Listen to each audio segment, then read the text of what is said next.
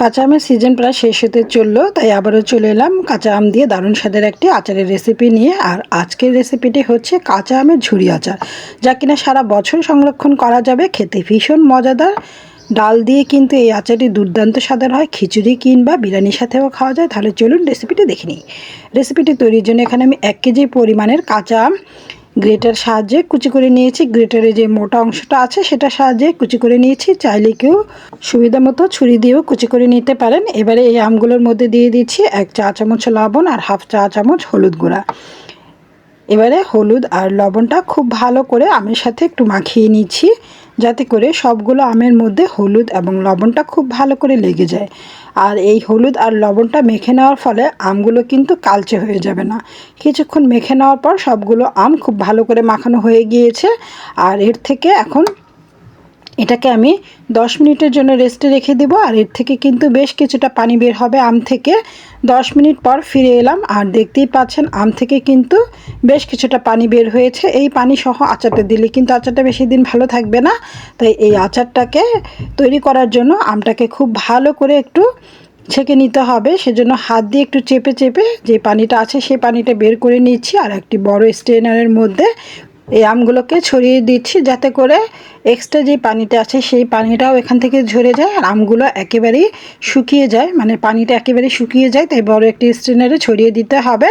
Extra পানিটা শুকিয়ে যাওয়ার পর প্রয়োজনে এটাকে বড় একটি থালায় ছড়িয়ে 1 দিনের মতো রোদে দিতে হবে। আমি স্ট্রেনারে করি এটা 1 দিনের মতো রোদে দিয়েছিলাম। কিছুটা পানি এর থেকে আরও কিন্তু কিছুটা পানি বের হয়েছে এবং 1 দিন রোদে দেওয়ার পর আমগুলো কিন্তু শুকিয়ে অর্ধেক হয়ে গিয়েছে। দেখতেই পাচ্ছেন 1 দিনের বেশি কিন্তু এই আমটাকে রোদে দেওয়া যাবে না, তাহলে আমগুলো অনেক বেশি ড্রাই হয়ে যাবে আর আচারটা খেতেও কিন্তু ভালো লাগবে না।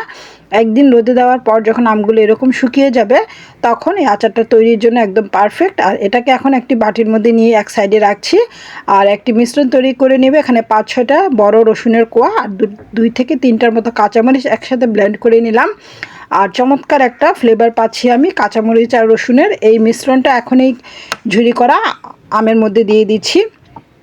ঝুরি করা আমের মধ্যে দিয়ে এবার আচারটা তৈরি করব। সেজন্য দিচ্ছি হাফ চা চামচ লাল মরিচের গুঁড়া আর হাফ চা চামচ হলুদ গুঁড়া।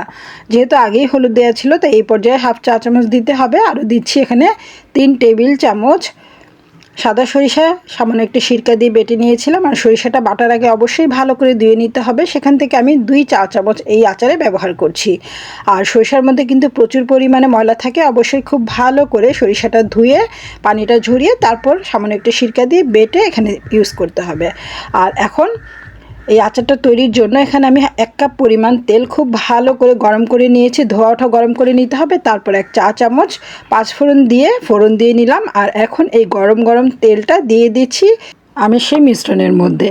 পুরোটা তেল আমি দিয়ে দিলাম, যেহেতু এখানে 1 কাপ পরিমাণ তেল আছে পুরোটাই কিন্তু লাগবে। তেলটা দিয়ে সব কিছু একসাথে খুব ভালো করে একটু মিক্সড করে নিতে হবে, যাতে আচারের গায়ে খুব সুন্দরভাবে মশলাটা লেগে যায়। আর তেলটা দেওয়ার ফলে কিন্তু চমৎকার একটা সুঘ্রাণ বের হবে। আমি ভীষণ চমৎকার একটা ঘ্রাণ পাচ্ছি। এই আচারটা তৈরি করা কিন্তু একেবারেই সহজ, কিন্তু খেতে অসম্ভব মজাদার হয়।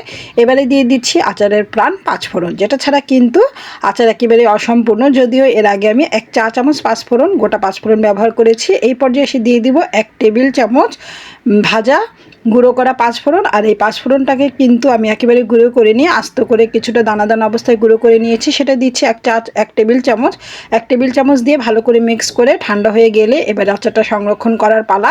পরিষ্কার একটি কাচের জারে আচারটা সংরক্ষণ করতে হবে। আর আচার সংরক্ষণের ক্ষেত্রে একটি বিষয় খেয়াল রাখতে হবে, যেই কাচের পাত্রে আমরা আচারটা সংরক্ষণ করব বা যেই জারে সংরক্ষণ করব সেই জারের কিছুটা খালি রেখে আচারটা ভরতে হবে, তাহলে আচারটা ভালো থাকবে।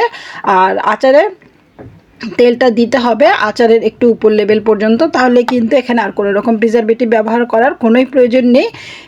কোনো রকম সিরকা কিংবা প্রিজারভেটিভ ছাড়াই কিন্তু আচারটা ভালো থাকবে সারা বছর। আশা করছি আজকের এই রেসিপিটি সবার ভালো লেগেছে। আর ভালো লাগলে চ্যানেলটি সাবস্ক্রাইব করে রাখার অনুরোধ রইল।